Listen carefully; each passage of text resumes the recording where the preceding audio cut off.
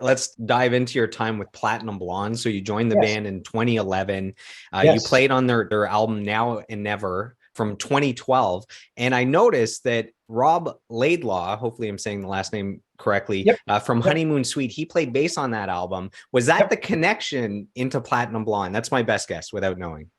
Robbie and I have played together a lot, and it was Robbie and I have played with Alana together. We've played with Jimmy Jameson from Survivor. We played with Mikey Reno from Loverboy. We played with oh geez, just Gordette from the Spoons, but the two of us were like a rhythm section. It got to a point where we wouldn't even have to look at each other. You just kind of, you've pocketed so well together for so long, you just fall into that groove and everything works. So, but yeah, Robbie was the one that got me involved in this. We had played together quite a bit, and I knew that he was getting involved with Platinum Blonde because Mark wanted to do a bunch of shows. And so they had tried a couple of different things, and then they had done a couple of shows, and I know that they really wanted to move a little further with it. And one day Robbie calls me up and he says, "You want to go do a round of golf?" And I went, "Sure, I'll do the gig." And that's really how it happened, and so I was grateful. I did my best to really research everything and put those songs under a microscope to really learn how to play them the way it was on the record. And that was one of the things that I felt like I brought to the table that kind of kept Platinum Blonde sounding like Platinum Blonde, trying to emulate exactly what you had heard on the record.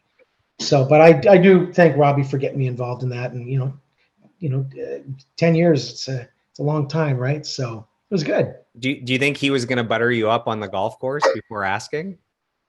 Robbie just says it like it is, and no, it wasn't any buttering it up. It was just kind of, all right, while we're here, this is what I expect. And I had to make sure that I brought all that to the table. And I respect that.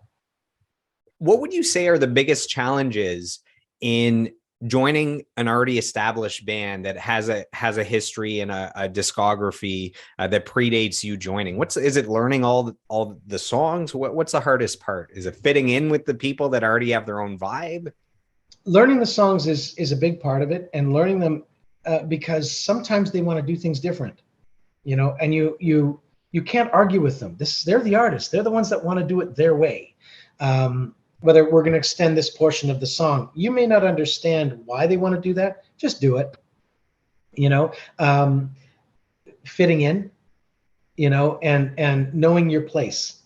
I don't mind giving my 2 cents, and sometimes I got to watch what I even say, because sometimes I want to give my 2 cents when it's not my place.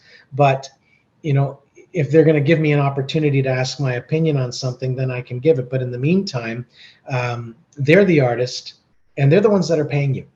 So as long as you're on their payroll, you respect them. You treat them like they are your boss, and when you're not on their payroll, just keep it cool.